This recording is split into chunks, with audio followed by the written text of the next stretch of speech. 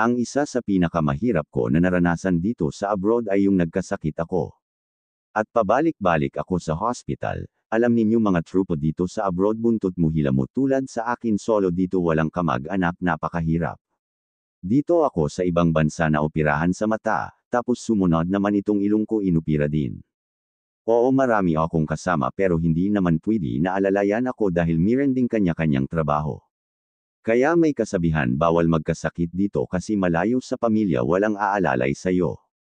Kaso tao lang tayo kahit anong klaseng ingat gawin natin sa ating katawan. Darating din talaga sa punto na magkasakit tayo, lalo na sa katulad ko na ang trabaho sagad sa lamig at sa init maalikabok pa at mabigat. Tapos ang klima dito sa Saudi ay pabago-bago, alam ninyo mga tropa. Noong dumating sa akin yung sakit na yun daming pumasok sa isipan ko.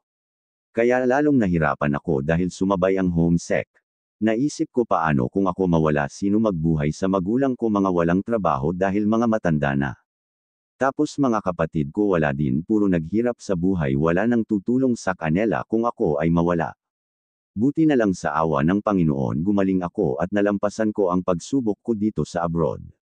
Kaya dapat hindi lang katawan ang ingatan natin pati pinaghirapan natin dito ay maingatan din, dahil hindi madali ang mag-abroad baga hindi masabi na easy lang ang pag-abroad. Wala pa akong narinig na nagkwento na kababayan natin na ang pagtrabaho sa abroad ay napakasarap. Kung may magkwento na ang pagtrabaho sa abroad ay masarap o easy lang sigurado kay abangan lang, dito sa ibang bansa naranasan namin ang pagod gutom kulang sa pahinga sobra ang trabaho. Pero kahit ganun pa man malaki ang pasalamat ko sa Panginoon binigyan niya ako ng mabuting amo nagpapasahod ng maayos at mayroong day off. At kahit sahod ko hindi malaki at least nakapunta ako sa amo na makatao hindi man masabi na ang sahod ko sa pag-abroad ay swerte ayos naman ang napasukan ko sa awa ng Panginoon yun nga lang tiis-tiis lang muna dahil hindi pa talaga pwede mag for good sa ngayon. Mga tropa bago ko tapusin ang munting video natin maraming salamat sa panunood ninyo sa munting video natin sana suportahan ninyo itong YouTube channel ko sa pamaraan ng pagkalimbang ng subscribe button at notification bell. Ulitin ko maraming salamat mga tropa at sa sunod na namang upload ko ng video. Mabuhay at bye-bye.